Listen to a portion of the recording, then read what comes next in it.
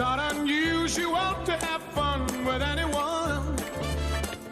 But when I see you Ah, qu'il est compliqué le métier de Grégoire Tournon. Figurez-vous qu'on lui demande de tester des sports de plus en plus de haut niveau et qu'il a trouvé, je crois, au sommet d'une falaise, celui qui allait vous surprendre. Il s'agit du sport. En fait, c'est pas un sport, c'est un métier. Oh, crotte alors. Donc, le terrain de sport, c'est un chantier. Exactement. Parce qu'il s'agit du métier de cordiste. Alors, sport ou pas, mais il y a eu des championnats de France. Les 8e championnats de France se sont tenus à Marseille la semaine dernière. On va en parler. Les cordistes, alors pour ceux qui ne connaissent pas, ils travaillent sur leur corde, les pieds dans le vide, plusieurs mètres au-dessus du sol, sur les façades des bâtiments, sur les éoliennes, on les trouve aussi en falaise. Ils nettoient, ils réparent, ils construisent. Ils sont là, en fait, quand on ne peut pas mettre d'éléments de sécurité, d'équipements de sécurité collectif comme une nacelle ou un échafaudage. C'est une compétence extrêmement recherchée et de haut vol. Et de plus en plus recherchée. Et de plus en plus. Et qui attire pas mal de monde aussi. Exactement. Souvent des gens qui viennent de la spéléo et de l'alpinisme. Voilà, faut avoir envie d'être sur cette corde. Parce que ce qu'ils ont en commun, il y a plein d'activités. Il y a à peu près 800 entreprises, ils sont 8000 cordistes. Ce qu'ils ont en commun, c'est cette corde et ce travail, ce déplacement sur cette corde qui viennent des techniques de spéléo et de... Voilà, avec un baudrier. Alors, ils ont un baudrier très particulier qui n'est pas le même que celui que vous utilisez en escalade sportive. Forcément, il faut travailler dans ce baudrier parce que vous restez toute la journée. Ils peuvent rester des heures entières sur une falaise en train de percer avec leur sandwich dans la poche et leur bouteille d'eau. Ils ne redescendent pas sur le sol. Il y a un garçon qui vient de remporter quand même son 6e titre de champion de France. Il s'appelle Antoine Quidoz, il est savoyard, il a 30 ans, ça fait 8 ans qu'il est cordiste, 6e titre de champion de France. On l'a rencontré chez lui du côté des Alpes. Alors là, c'était en Isère, sur un chantier de sécurisation d'une route entre Grenoble et Villard-de-Lans, dans le Vercors, donc dans le département de l'Isère. Il y avait du boulot, on s'est accordé, on s'est encordé, c'était dans mes cordes. J'ai pas trop tiré sur la corde.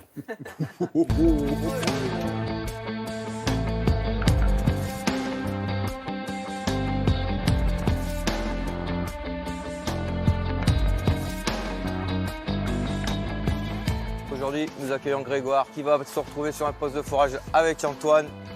Grégoire, nous comptons sur toi pour booster... Antoine ou moi? Grégoire, surtout Grégoire.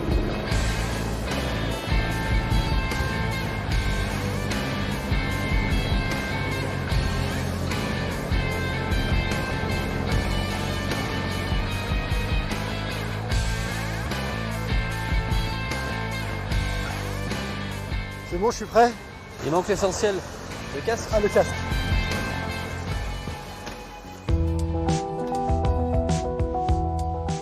Je vais me servir de tout ça? Tu vas avoir besoin de tout, ouais. Okay. On va commencer par mettre ton anti-chute. Du coup, ta corde de progression, on va grimper dessus. Tu vas utiliser ta poignée d'une part. Voilà. Est-ce qu'on passe là par le haut, là? Non. Non. Bon, non, il n'y a que 10 mètres, on va pas... C'est rien pour toi? C'est rien du tout. Tu montes à combien? On peut monter jusqu'à 200, 300 mètres. Un cordiste, c'est un travailleur sur corde qui peut avoir un métier à la base ou pas et qui utilise ses compétences sur corde. Donc, le déplacement, c'est juste un moyen d'accès au poste de travail. C'est quoi ce chantier? Alors là, on est sur un chantier de sécurisation de route. Une des portes d'accès du Vercors, on met des grillages, on fait des confortements et on purge les éléments instables. Je suis venu à l'activité de cordiste parce que j'étais spéléo et que j'ai toujours aimé la corde. Moi, je n'ai pas de métier avant d'être cordiste. Et j'aurais pas pu grimper avec un baudrier d'escalade classique? Non, t'as pas le torse qui te permet d'avoir un point haut pour l'anti-chute et t'as pas le confort qu'on retrouve dans un baudrier de spéléo. Être un bon grimpeur ou un bon spéléo, ça fait pas forcément un bon cordiste. On sait se déplacer sur corde, mais arriver à poste de travail, il faut savoir faire quelque chose avec ses mains. Attends, moi je dois faire quoi là? Toi, tu vas faire en sorte que le T21 rentre, donc tu vas appuyer sur le palan. Ok.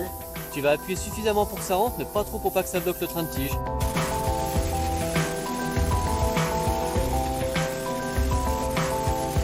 On travaille souvent de travers, on force avec le dos, on travaille... Tout est lourd en plus en TP. Moi j'adore ça, du coup, on s'adapte.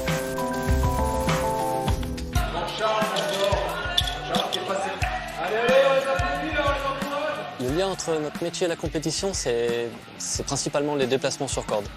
C'est des épreuves qui sont plus typées urbains ou industriels. Ça peut être déplacer des seaux chargés le long d'un parcours, ou monter des volets, déplacer des poutres. On va juger la rapidité et la précision. On m'entraîne pas pour les championnats. Le boulot qu'on fait au quotidien suffit largement.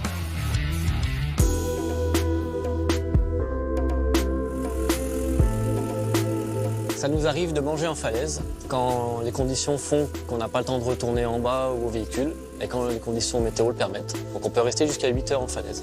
Et puis après, on est dans un cadre magnifique souvent. Et ça c'est chouette. Et là, tu me trouves efficace? On n'est pas efficace tout de suite, non?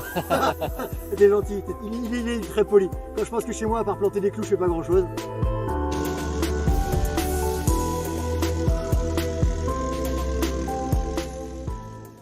Voilà, je voudrais remercier Émeric Magnifica et Rémi Giraudet qui nous ont accueillis, qui ont surtout sécurisé l'équipe. Il y avait Daniel Julien et Richard Lissac qui sont donc réalisateurs et caméramans, qui sont dans la falaise avec moi. Bah oui. Donc on les salue et toute l'équipe du chantier qui était là pour nous. Et il y a un grand événement, road trip bientôt, Road Trip. Voilà, on en reparlera dans Télématin.